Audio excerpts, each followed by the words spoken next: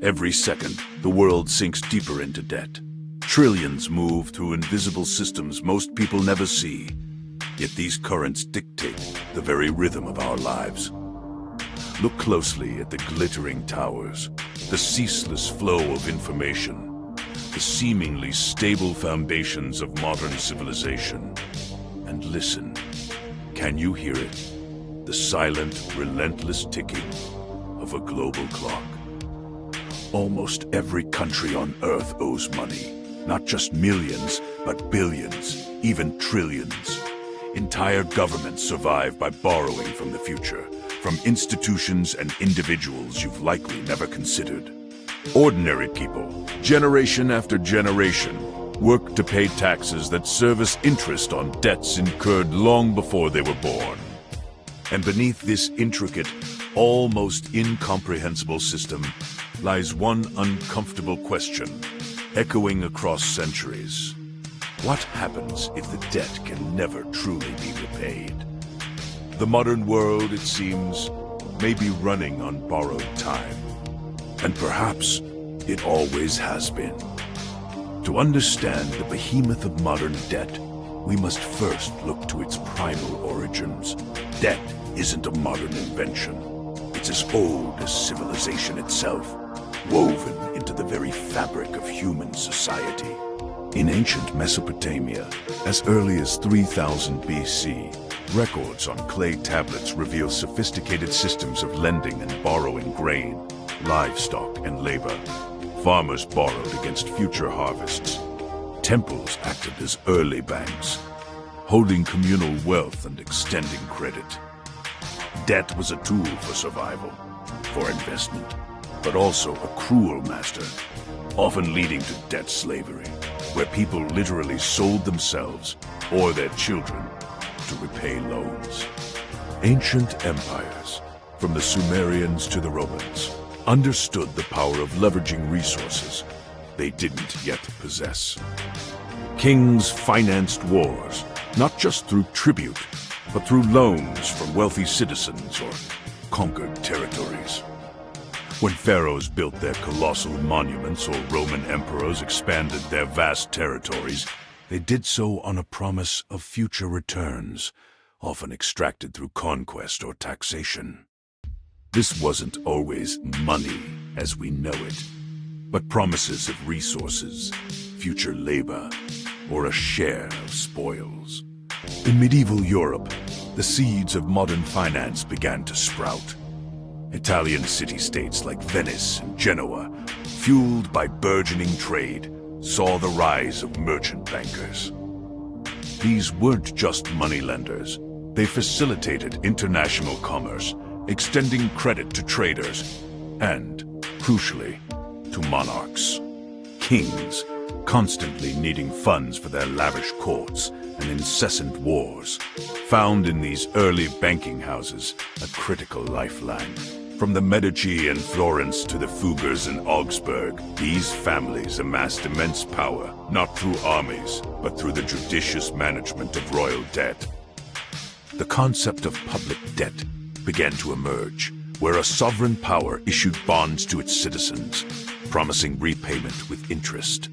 Debt, once a personal burden, was slowly becoming a national instrument, a silent force shaping empires and kingdoms. It was here that the psychological shift began, from debt as a sign of personal failure to debt as a mechanism for collective power and ambition. The 17th century marked a profound turning point. The constant demands of warfare, coupled with expanding global trade, necessitated a more sophisticated financial architecture. In 1694, the Bank of England was established. Its primary purpose, to lend money to the government, primarily for war. But how did it get the money? Not from existing gold, but from the power to issue banknotes against the government's promise to repay. This was alchemy. They weren't just mediating existing wealth, they were creating new credit. This model, the central bank acting as the government's banker and lender of last resort, became the blueprint for almost every modern nation. It normalized the idea that a state's creditworthiness, its promise to pay, was a valuable asset in itself. The expansion of credit systems fueled the Industrial Revolution. Entrepreneurs borrowed to build factories, finance new technologies, and transport goods across the globe. This was a virtuous cycle. Credit enabled innovation and growth, which in turn increased national wealth, making it easier for governments to borrow even more. Money was no longer just a physical commodity. It was increasingly a promise, a future claim. Governments, seeing the power this afforded them, became increasingly reliant on borrowing to fund public works, infrastructure, and military expansion. This wasn't just about covering deficits. It was about proactive investment, about building the future on tomorrow's earnings. The psychological barrier to perpetual government debt began to crumble. Wait, the entire world works like this? The answer was becoming clearer. Yes, it does. World War II dwarfed even that. The conflict cost trillions in today's money. The United States, initially hesitant to enter the war, became the arsenal of democracy, lending vast sums to the Allies through programs like Lend-Lease, creating a web of intergovernmental debt. At home, the U.S. government financed the war effort through massive bond drives, effectively borrowing from its own people and expanding its national debt exponentially. This era normalized debt on an unimaginable scale. Governments realized they could borrow, not just to survive, but to win. The alternative, defeat, was too unthinkable. Debt became a necessary evil, a patriotic duty, and eventually, just another tool in the state's arsenal. After the wars, the debt didn't disappear. It transformed. It became a permanent feature of national balance sheets, managed, serviced, and often refinanced, but rarely, if ever, fully repaid. The world economy survived on confidence, belief, and debt. As World War II drew to a close, the world's leading economic powers, exhausted and looking to rebuild, gathered in a remote New Hampshire hotel. Their goal, to prevent another catastrophic economic collapse like the Great Depression and create a stable global financial system. This was the Bretton Woods Conference of 1944. The outcome was revolutionary. It established a system of fixed exchange rates, where currencies were pegged to the US dollar, and the dollar itself was pegged to gold at a fixed price. The United States, with its economy intact and holding the vast majority of the world's gold reserves, became the anchor of global finance. This made the US dollar dominant, transforming it into the world's reserve currency, the bedrock of international trade and debt. But Bretton Woods also created two pillars of the modern global debt architecture: the International Monetary Fund, IMF, and the World Bank. The IMF was designed to provide short-term loans to countries facing balance of payments crises, preventing currency collapses. The World Bank's mission was to finance post-war reconstruction and, later, economic development in poorer nations. These institutions, born out of a desire for stability, also solidified the idea of international borrowing and lending as a permanent feature of global governance. Countries now had a clear who to borrow from on the world stage. America, emerging as the dominant economic and military power, became not just a lender, but the very custodian of the new global financial order. The system seemed ingenious, designed to foster growth and prevent chaos, but the real system was far larger and more complex than most people realized. So, how does a nation accrue trillions in debt, and who exactly are they borrowing from? It's not a single entity, but a vast, intricate web. When a government needs money to build a highway, fund a war, pay pensions, or stimulate an economy, it issues debt. The most common form is a government bond. A bond is essentially an IOU. The government promises to pay back the principal amount to the lender after a set period, plus regular interest payments along the way. Who buys these bonds? A surprisingly diverse group.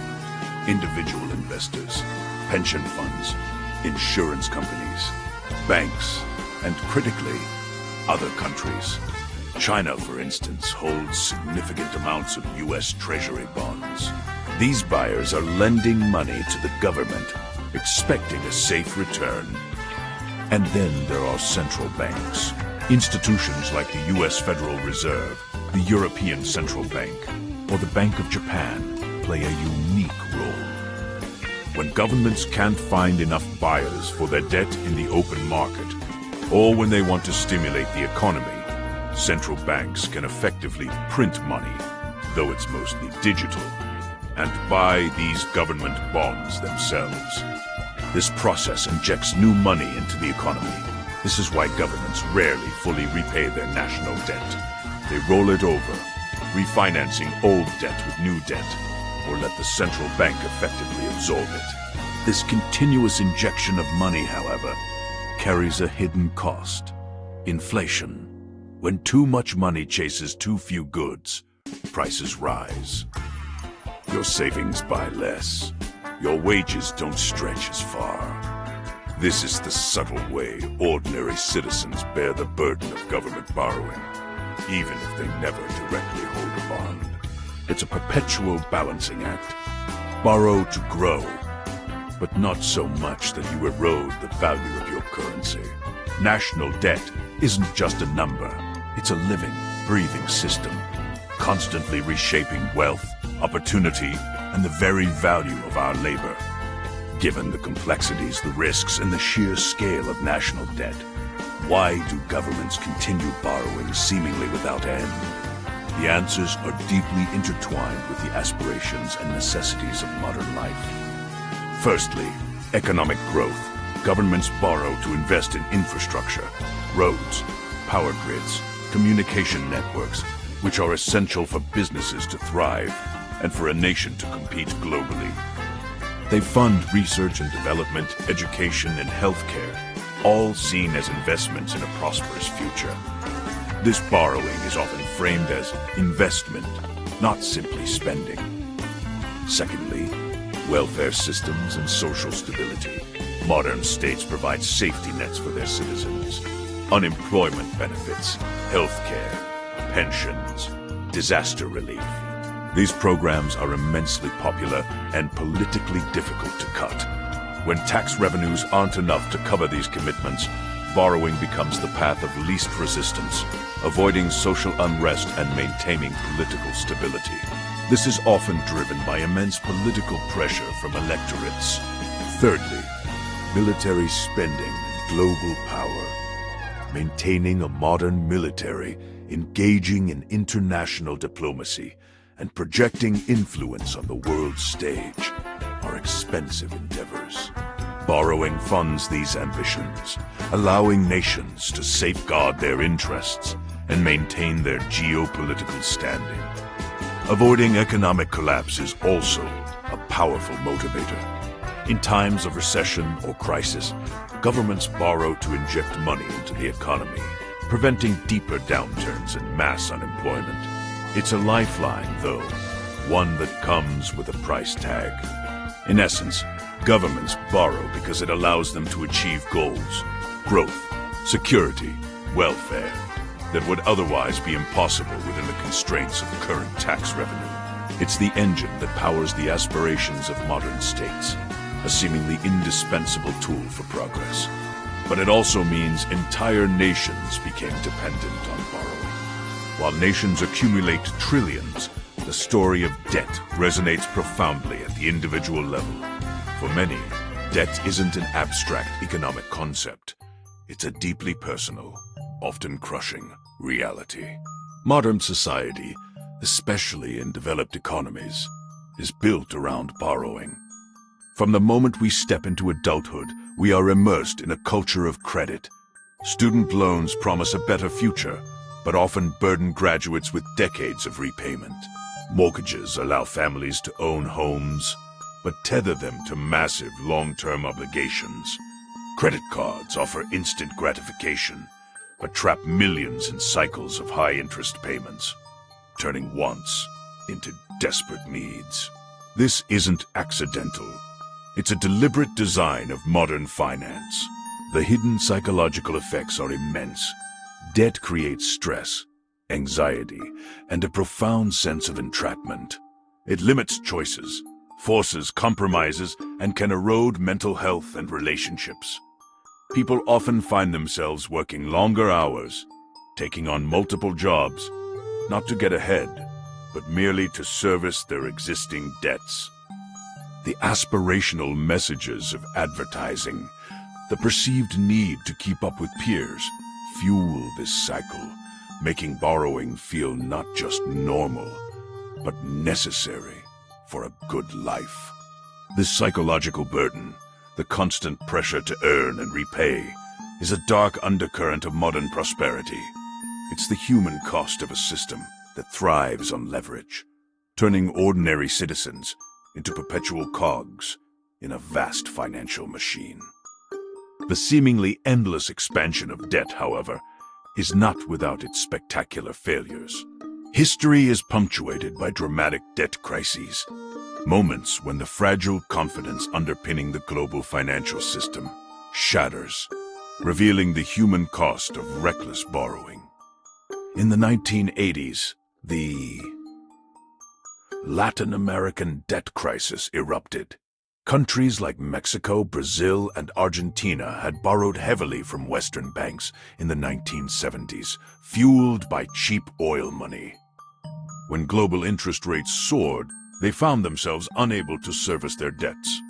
The IMF and World Bank stepped in, but with harsh conditions: austerity measures, privatization, and cuts to social spending. The result was a lost decade of economic stagnation, mass unemployment, and profound social instability, demonstrating the power of international creditors over sovereign nations. More recently, the Greek debt crisis of the 2010s captivated the world.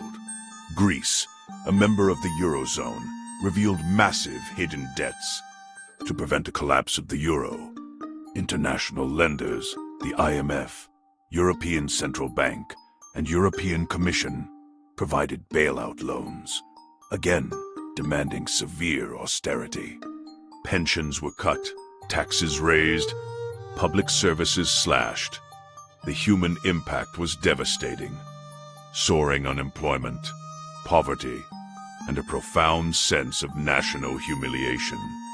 These crises are stark reminders that while debt can fuel growth, it also carries the seeds of collapse. They expose the harsh realities of global power dynamics, where indebted nations often cede significant sovereignty to their lenders.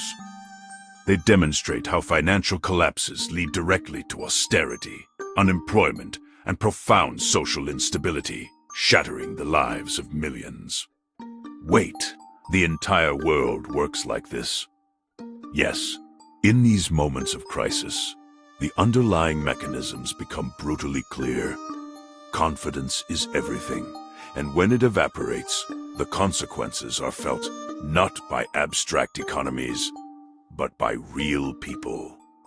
In this intricate global web of debt, one nation stands apart: the United States. Its enormous national debt, currently exceeding $34 trillion, would, for any other country, signal impending doom. Yet, the world continues to trust and indeed demand U.S. debt. Why? It's largely due to the U.S. dollar's global power. Since Bretton Woods, the dollar has remained the world's primary reserve currency. This means most international trade, especially in critical commodities like oil, is conducted in dollars. Central banks around the globe hold vast reserves of dollars, and U.S. Treasury bonds as a safe haven. This creates an unparalleled demand for U.S. debt, allowing America to borrow at lower interest rates than almost any other nation. It's often called the exorbitant privilege. But this dominance also creates fascinating interdependencies. For example, China owning American debt. As China exports vast quantities of goods to the U.S., it accumulates dollars. Rather than letting these dollars depreciate, China invests them largely in U.S. Treasury bonds. This creates a symbiotic, if sometimes tense, relationship. China helps finance America's debt, and America's consumers continue to buy Chinese goods. It's a complex dance of global interdependence. The stability of the global financial system, paradoxically, rests heavily on the continued belief in America's ability to service its colossal debt. If that trust were ever to collapse, the repercussions would be felt across every continent, in every household. It's a testament to how deeply intertwined global economies have become, all under the shadow of debt. We've traced debt from ancient tablets to modern markets. But to truly understand its pervasive power, we must confront the hidden system beneath modern civilization, the fundamental mechanics of how money is created, and why economies depend on continuous growth, and by extension, continuous debt. Here's the uncomfortable truth. Modern economies function on money that does not physically exist. Most money in circulation today isn't printed currency. It's digital, and much of it is created by commercial banks when they issue loans. When you take out a mortgage or a business loan, the bank doesn't lend you existing money from its vault. It effectively creates new money in your account, backed by your promise to repay it, with interest. This is known as fractional reserve banking, and it's how the vast majority of our money supply comes into being. This system inherently requires continuous growth. For existing debts to be serviced and new money to be created, the economy must always expand. We need more production, more consumption, more borrowing. If growth stalls, the whole edifice starts to creak. This is why debt may never fully disappear. It's fundamental to the engine of our economic system. Ultimately, financial systems are tied to something far more ephemeral than gold or goods: confidence and belief. Your money, whether it's a digital number in your bank account or a government bond, is only valuable because you believe it is, and because you believe others will accept it. When that confidence falters, as it does in financial crises, the system can unravel with terrifying speed. Modern civilization may be built on money that does not physically exist, sustained by an unspoken agreement, a collective belief in a perpetual tomorrow, where today's debts can always be paid by future prosperity. It's a psychological tightrope walk on a global scale. This journey into the heart of global debt leads us to a series of profoundly unsettling questions. Questions that challenge the very foundations of our understanding. Can infinite debt continue forever? If the system demands continuous growth, and if growth is always financed by more borrowing, where does it end? Are we simply kicking the can down the road, burdening future generations with obligations they had no hand in creating? The idea of perpetual debt, an ever-expanding obligation, feels inherently unsustainable, yet it is the operating principle of our current world. What happens if trust collapses? The entire global financial system, as we've seen, rests on confidence. Confidence that governments will repay their bonds, that central banks will manage inflation, that our digital money represents real value. But what if a major shock, a hyperinflationary spiral, a geopolitical conflict, a cyber attack on financial infrastructure erodes that trust on a global scale? The consequences are almost too dire to imagine. Are ordinary people carrying the burden of systems they barely understand? From the student struggling with loans to the taxpayer unknowingly servicing national interest payments, the vast majority of people are enmeshed in debt systems whose mechanics remain opaque. They work, they earn, they pay, often unaware of how their labor fuels this grand global economic engine. The psychological toll is immense, yet often unseen. Is the modern world economically stable or psychologically fragile? Our gleaming cities, our vast technological advancements, our intricate global supply chains, all supported by this web of debt.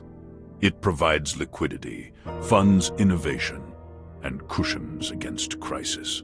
Yet it also breeds a pervasive anxiety, a silent fear of the day the music stops.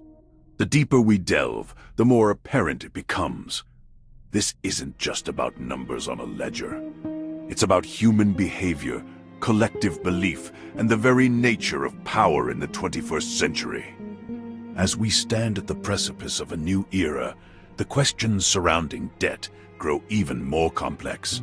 The relentless march of AI and automation threatens to displace millions of jobs, potentially impacting tax revenues and increasing demands for social welfare, thus putting further pressure on government borrowing. The rise of digital currencies, from state-backed CBDCs to decentralized cryptocurrencies, promises to reshape the very nature of money, potentially challenging the dominance of traditional financial institutions and their role in creating and managing debt. Will they offer liberation or simply new forms of control? Inflation fears persist, a constant shadow over economic stability, eroding savings and fanning social discontent. And the ever-widening chasm of economic inequality fuels a sense of injustice, questioning who truly benefits from this debt-driven world. With rising global instability, from geopolitical tensions to climate change crises, the demands on governments to borrow and spend will only intensify. This forces us to confront fundamental questions about the future of capitalism itself. Can a system built on perpetual growth and ever-increasing debt truly be sustainable in a finite world? Or is it a psychological construct, a collective hallucination that, if questioned too deeply, risks unraveling? The world is built on debt. It's the silent engine of progress, the hidden cost of ambition, and the invisible chain that binds us all. It is a system so vast, so deeply ingrained, that its alternatives seem almost unimaginable. We are living in a world borrowed from tomorrow. And the only certainty is the debt itself, a legacy that continues to shape our present and determine our future. What will we do with this inheritance? The answer perhaps will be the greatest story forgotten or finally faced. This documentary was crafted using advanced AI to push the boundaries of visual storytelling. If you appreciate this blend of history and innovation, please subscribe to support the channel. It only takes a second, but it ensures you'll be the very first to witness our next premiere.